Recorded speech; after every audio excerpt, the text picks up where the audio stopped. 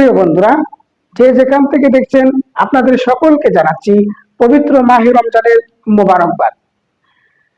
যে বিষয়টি নিয়ে আজকে আমি আপনাদের সামনে হাজির হয়েছি সেটি হলো যে আপনারা জানেন সারা দেশেই বর্তমানে একটি বিষয় নিয়ে তোলপাড় শুরু হয়েছে, সেটি হলো এতেকাফ।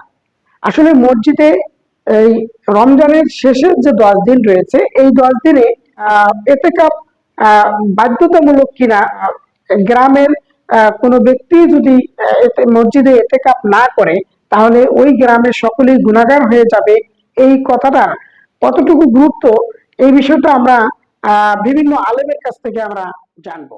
আমাদের দেশে অনেক মসজিদে ইতিকাফের জন্য লোক ভাড়া করা হয়। লোক ভাড়া করে ইতিকাফে বসাইলে সেটা গুনাহ হবে। যে ভাড়া করে রাখবে সেও গুনাহগার, যে ভাড়ার বিনিময়ে বসবে সেও গুনাহগার হবে। ইবাদতে কোনো টাকা পয়সা দেয়া চলে না। অতএব ভাইরা আমার, ইতিকাফ আমরা করব তো ইনশাআল্লাহ। রমজানের শেষ দশকে বেশি বেশি ইবাদত করার চেষ্টা করা। কোন একটা মসজিদে যদি কেউ না বসে সবাই গুনাহগার হবে, এটা মনে করে আমরা মোটামুটি জোর করে যে ভাই আপনার 5,000 টাকা দিবে এরপর আপনি ইতিকাফ করেন, এটা কিন্তু কোনোভাবেই 5,000 টাকা দিয়ে করানোর ইবাদত ইতিকাফ নয়। আমাদের দেশে এখন মসজিদ এমন হয়ে গেছে, পাল্টাপাল্টি মসজিদ করা শুরু হয়ে গেছে। এক মসজিদে হয়েছে, এখন আমার মসজিদে তো লাগবেই, ওরা 5,000 দিছে আমরা 10,000 দিয়ে ইতিকাফ করাবো। এটা এই ইবাদত না। খুশি মনে এই ইবাদত করতে হবে, খুশি মনে দিল থেকে আল্লাহর জন্য মসজিদে অবস্থান করা লাগবে। এরপরে আসি, ইতিকাফ করা অবস্থায় আমরা দুনিয়াবি কথা বলতে একেবারে পারবো না, বিষয়টা কিন্তু আদৌ এরকম না।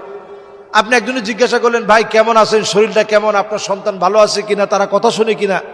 এই কথাগুলো আপনার কাছে দুনিয়াবি কথা মনে হলেও এটাও আখিরাতের কথা। সন্তানদের খবর নেওয়া, মানুষের সাথে সুন্দর অ্যাড্রেসিং, সুন্দর কথোপকথন, এগুলো সাহাবায়ে কেরাম মসজিদে শুধু করেন নাই। সাহাবায়ে কেরাম মসজিদে এই বিষয়গুলো নিয়ে কথা বলছেন, একজন আরেকজনের সন্তানরে আদর করছেন, মহব্বত করছেন, জিজ্ঞাসা করছেন, পড়াইছেন, কথোপকথন হয়েছে, সব হয়েছে। আমরা এটাকে কঠিন বানিয়ে ফেলেছি। আমরা কঠিন বানাবো না, ইতিকাফ খুব সহজ। ইতিকাফের নগদ স্বাদ পাওয়া যায় ভাই, অভূতপূর্ব এক স্বাদ। যারা করেছেন তারা জানেন। আল্লাহর ঘরে একটু বসে যান, বসে ইবাদতবন্দি করেন। আপনার ফিল হবে কি জানেন? ফিল হবে গাট্টি বসকা নিয়ে আল্লাহর চৌকাঠে এসে পড়ে গেছে। এখানটা ফিল হবে, অনুভব হবে, অসম্ভব ভালো লাগা কাজ করবে। বিশেষ করে এই মোবাইল টিপি দুনিয়ার হাজারটা কাজে, ইজি কাজে বিজি থাকার এই সময় 10টা দিনের জন্য আপনি নিজেকে বন্দি করে ফেলেন মসজিদে, অন্যরকম একটা স্বাদ পাবেন। ইতিকাফের সময় আসলে কি এক কিলাকিলি, কি এক পারাবারি, লোক পাওয়া যায় না খুঁজে।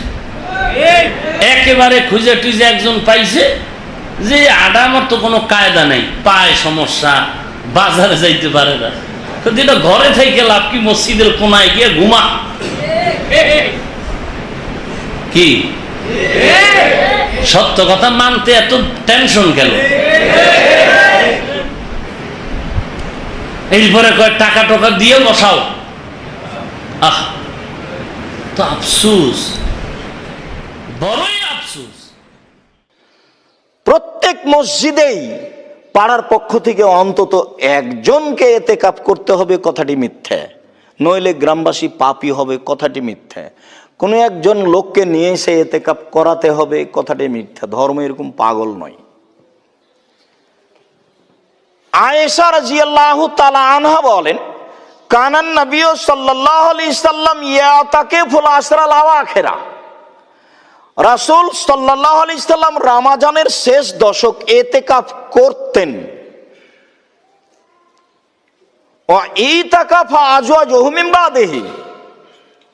রাসূল সাল্লাল্লাহু আলাইহি সাল্লাম যখন দুনিয়া থেকে চলে গেলেন তখন তার স্ত্রীগণও রমজানের শেষ দশক ইতিকাফ করতেন। অত্র বুখারী মুসলিমের বিবরণে বোঝা যায় যে ইতিকাফ করা একটি রাসূলের পক্ষ থেকে সুন্নাত কাজ। ইতিকাফ হলো একটা সুন্নতে মুআক্কাদায়ে কিফায়া।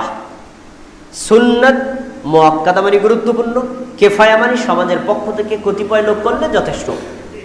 তার মানে এই মসজিদের আওতায় যতগুলো মুসল্লি বা মুসল্লিদের ঘর রয়েছে, এদের মধ্য থেকে একজনে আদায় করলে সবার পক্ষ থেকে আদায় হয়ে যাবে।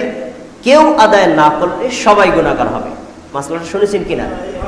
কিন্তু এই মাসআলার অস্তিত্ব কোন হাদিসে নেই, বরং হাদিস যা বলে এতেকাফ হলো একটা ব্যক্তিগত সুন্নাত আমল। যিনি এতেকাফ করবেন তিনি নেকি লাভ করবেন, যিনি এতেকাফ করবেন না তিনি নেকি থেকে বঞ্চিত হবেন, কিন্তু তার কোনো গুনাহ হবে না।